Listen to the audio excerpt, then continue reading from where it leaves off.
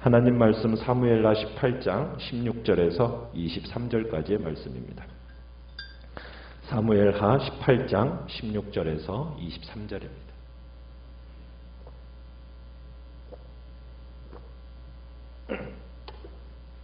사무엘하 18장 16절입니다. 요압이 나팔을 불어 백성들에게 그치게 하니 그들이 이스라엘을 추격하지 아니하고 돌아오니라.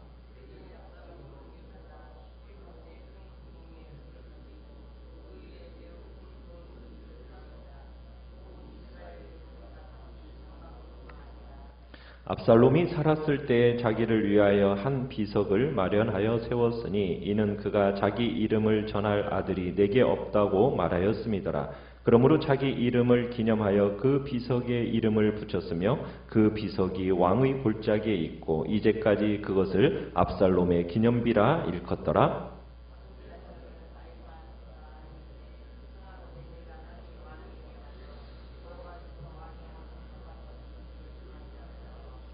요압이 그에게 이르되 너는 오늘 소식을 전하는 자가 되지 말고 다른 날에 전할 것이니라. 왕의 아들이 죽었나니 내가 오늘 소식을 전하지 못하리라 하고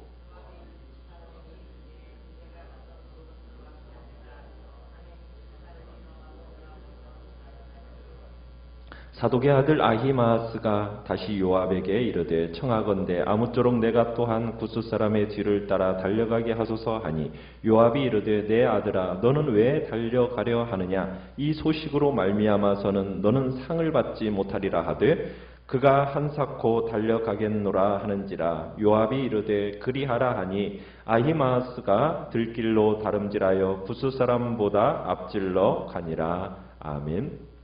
오늘 말씀의 제목은 압살롬의 죽은 소식이라는 제목으로 말씀을 나눕니다. 다윗과 압살롬과의 이 전쟁은 둘 중에 하나가 죽어야 끝나는 전쟁이었습니다. 그런데 압살롬이 죽었어요. 그러면 이제 결국 전쟁은 끝이 난 겁니다. 더 이상 전쟁할 필요가 없어진 거죠. 그래서 오늘 16절에 보면 요압이 나팔을 불어가지고 양쪽 군인들이 더 이상은 싸우지 않도록 이렇게 합니다. 압살롬을 따르던 군인들은 이제 모두 뿔뿔이 흩어지게 되고 각자 집으로 돌아가게 됩니다. 자, 그러자 이제 17절에 보면은 요압이 군인들이 모여들자 압살롬을 묻습니다. 자, 그의 시체를 가져가 봤자 왕이 좋아할 일이 아니니까 그러니까 다윗의 분하들이 압살롬의 시체를 숲풀 가운데 있는 큰 구멍에다가 던져놓고서는 거기다가 돌을 던져서 매우 큰 돌무더기를 쌓았다 이렇게 얘기하고 있습니다. 결국 이 압살롬은 가족의 묘지에 안장되지 못한 거죠. 광야에 묻혀버리게 된 겁니다. 근데 여기서 우리가 생각해 볼 것은 17절에 그 매우 큰 돌무더기라고 되어 있지 않습니까? 이 돌무더기 하면 기억되는 끔찍한 죽음의 현장이 있죠. 누가 생각이 나십니까? 여호수아에서 아간입니다. 그러니까 아간이 묻힌 아골 골짜기. 그러니까 아골이라는 말은 아간에서 유래가 되었거든요. 괴로움이라는 그런 뜻입니다. 그러니까 괴롭게 하는 골짜기라는 말인데 결국 이 압살롬의 욕심이 온 이스라엘을 고통스럽게 했다. 그런 뜻인 거죠. 그러니까 하나님의 백성 하나가 죄를 지으면은 온 이스라엘이 고통을 받게 되는 겁니다. 압살롬은 갖은 율법을 다 범하면서 두려움 없이 살아오던 그의 인생에 대한 하나님의 적절한 심판인 겁니다. 어떻게 보면 압살롬의 죽음은 이중적이에요. 압살롬이 죽게 된 이유가 뭐였습니까? 나무에 달려 죽었어요. 그죠? 그러더니 오늘은 돌무더기에 묻혀버렸습니다. 그러니까 어떻게 보면 하나님의 심판의 모습이 이중적으로 나타난 겁니다. 그러니까 인류가 하나님을 거역하던 이 죄의 험악한 결과에 대해서 종합적으로 설명해주는 그림이 바로 이 압살롬의 죽음 속에 함께 들어있다는 얘기입니다. 자, 그러면서 18절에 보면 압살롬이 한창 잘 나갈 때 비석을 하나 만들었어요. 누구를 위한 기념비였습니까? 자기를 위한 비석을 하나 세웠습니다. 그러니까 인간이 자기를 위해서 만든 수고가 정말 예수 그리스도 밖에서 얼마나 허망한 것인지를 정말 극명하게 보여주는 사건이 이 기념비 사건입니다. 이 기념비에 얽힌 숨은 이야기가 하나 이제 18절에서 자세하게 설명이 되고 있는데 왜 이 비석을 남긴 것으로 전해지고 있습니까? 자기 이름을 전할 아들이 내게 없다. 그죠? 후대에 남길 자기 이름을 남겨줄 아들이 없다라고 생각을 해서 지금 스스로 이 비석을 남겼다고 얘기하고 있습니다. 자, 그런데 우리가 사무엘하 14장 27절에 보면 압살롬이 아들이 있었습니까? 없었습니까? 3남 1녀를 뒀다라고 얘기를 하고 있어요. 아들 셋을 뒀다고 얘기를 하고 있어요. 딸의 이름도 밝혔죠. 다말이라는 딸의 이름을 밝혔어요. 자, 그런데 아들들의 이름은 밝히지 않았습니다. 이런 걸 볼 때 이 아들들은 아마 압살롬보다 먼저 죽었을 것이라는 추측을 할 수가 있습니다. 그러니까 자기 이름을 기념해서 그 비석에 이름을 붙였고 그리고 그 비석이 왕의 골짜기에 있었다고 얘기했는데 그래서 그 압살롬의 비석이 이제까지 사무엘 기자가 이 사무엘서를 기록한 기자가 살아있을 때까지 전해지고 있다 하면서 이 압살롬의 죽음에 대한 기록을 끝맺고 있습니다. 우리는 평생 압살롬이 살면서 추구했던 삶의 방향, 그의 가치를 우리가 여기서 볼 수가 있는 거예요. 그리고 그 결과가 얼마나 허망한지를 우리에게 보여주는 겁니다. 그는 무엇을 위해서 살아온 사람이라는 것을 보여주고 있습니까? 자기를 위하여. 그죠? 자기를 위하여. 그 자기를 위하여 살아온 그의 인생의 마지막은 참 허망하게 된 거예요. 우리는 자기를 위한 인생이 아니요 주님을 위한 인생을 살아야 됩니다. 평생 우리와 연결된 하나님과의 연결된 존재라는 것을 잊지 말아야 되죠. 오늘 우리가 압살롬의 이 죽음을 통해서 명료하게 붙들어야 할 중요한 결론은 하나입니다. 하나님을 떠난 인생, 그 결과가 얼마나 허망한 것인가. 그리스도 없는 인생이 행복한 것 같이 보이지만 결국에는 무너질 수밖에 없다라는 것을 우리는 보여주는데 이게 바로 바벨탑과 같은 것이거든요. 여러분, 창세기 11장에서 바벨탑이 세워지는 목적이 뭐였습니까? 인간이 흩어짐이 면하고 자기의 이름을 내자라는 것이 명분이었어요. 그 두 가지였어요.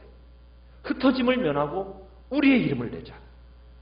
크고 높은 그런 탑을 쌓아 거주하면 온 지면에 흩어지는 것이 면해지고 그리고 다시 홍수와 같은 사건이 일어나도 우리는 죽음을 면하게 되고 우리들의 이름을 낼 수 있다. 이렇게 생각해서 만들어진 탑이 뭡니까? 바벨탑이었거든요. 그러니까 하나님이 어떻게 하셨어요? 제일 먼저 하나님께서 소통의 혼란을 야기시켜 버리셨고 언어가 혼잡해지니까 공사가 어떻게 됩니까?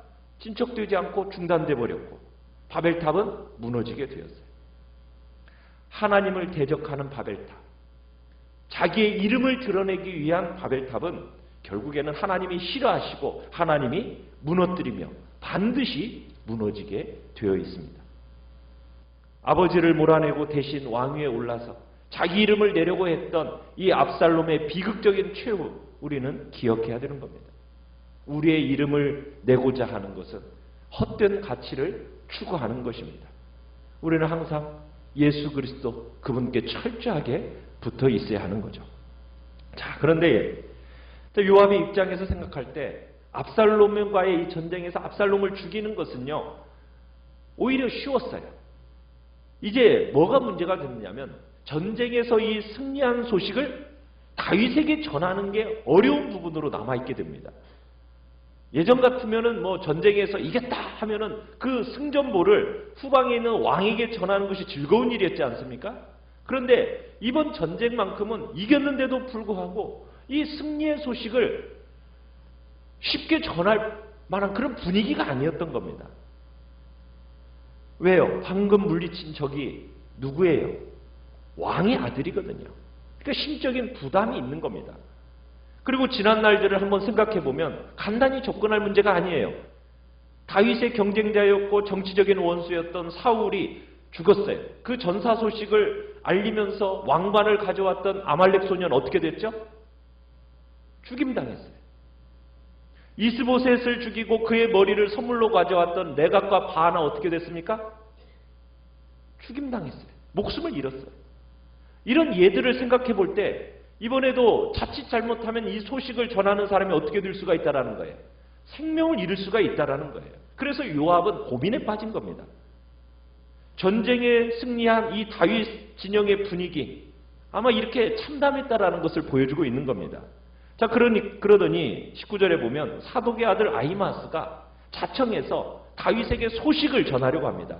내가 빨리 왕에게 가서 여호와께서 왕의 원수 갚아주신 소식을 제가 전하게 해주십시오. 이렇게 간청을 해요. 아마 아히마스는 다윗이 내렸던 그 특별 명령, 압살롬을 불쌍히 여겨달라는 그 말을 듣지 못했던 것 같아요. 아마 다윗 왕을 기쁘게 해줄 그런 요량으로 이런 간청을 했던 것 같습니다. 그러니까 요압이 어떻게 해요? 말리고 있어요. 그죠? 오늘은 아무리 좋은 소식이라도 네가 전해서는 안 된다. 너는 다른 날 이 좋은 소식을 전해도 된다.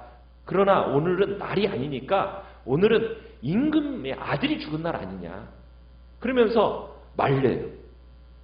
압살롬의 그 살해의 책임을 진 자, 또 그 소식을 전하는 자, 모두 이 다윗 왕의 마음을 피할 길이 없다라고 판단한 겁니다. 그리고는 요압이 어떻게 하고 있습니까? 아히마스 대신에 누구를 보내고 있습니까? 21절에 보니까 구스 출신의 한 사람을 보냅니다. 그러면서 네가 가서 본 것을 왕께 아뢰어라 라고 명령을 내리죠.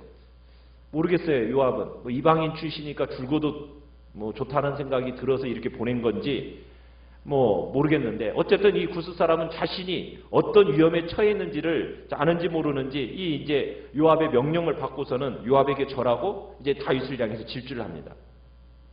이런 상황을 판단하지 못하는 이 사독의 아들 이 아히마스가 또다시 간청을 해요.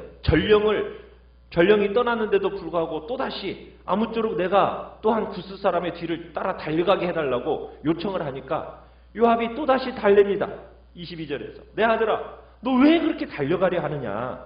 이 소식으로는 아무런 상도 받지 못한다. 왜 가려 하느냐. 그럼에도 불구하고 아히마스가 집요하게 간청을 하니까 계속 졸라대니까 할 수 없이 그래 네 맘대로 해 이렇게 하고서는 보냅니다. 참 아히마스는 굉장히 빠른 사람이었던 것 같아요. 들길로 다름질해가지고 구스 사람을 앞질러 가게 됩니다. 우리는 이 압살롬의 난을 이렇게 한번 보면서 결국에는 이 압살롬의 난의 시발점은 어디였습니까? 다윗의 범죄예요. 그죠? 다윗의 범죄가 씨앗이 되어서 그것이 자라나서 결국 이 압살롬의 난이 일어난 거예요. 어떻게 보면 다윗에게 있어서의 가장 비극적인 슬픔의 출발점은 바로 다윗의 죄악이었습니다. 전쟁에서 승리했지만 이 승리를 기뻐할 수가 없는 거예요. 이게 승리했다고 승리한 게 아니거든요. 이건 기쁜 소식이 되지 못하는 겁니다. 압살롬이 심판을 받았으나 그것은 결국 누구의 범죄로 인하여? 아버지의 범죄로 인하여 그 아들의 범죄로 이어지면서 나타난 비극의 현상이에요. 죄라는 것이 그렇습니다. 죄라는 것이 이렇게 해악이 심각하다라는 거예요. 죄라는 것은요, 전염성이 가능하다는 거예요. 범한 사람만이 아니에요. 그 죄라는 것은 다른 사람들의 범죄까지도 촉발시키는, 그래서 그 결과가 언제나 비참하다라는 것이 죄입니다. 그러기에 우리의 인생 속에서, 우리의 삶 속에서 죄에 대해서는 정말 안이하게 대처해서는 안 됩니다. 죄의 결과가 얼마나 끔찍한 결과를 초래하는지를 우리는 생각하면서 죄에 대해서는 단호하게 끊어내야 됩니다. 안이하게 대처하고 있는 죄악이 있다면 우리는 그 부분을 쉽게 생각해서는 안 됩니다.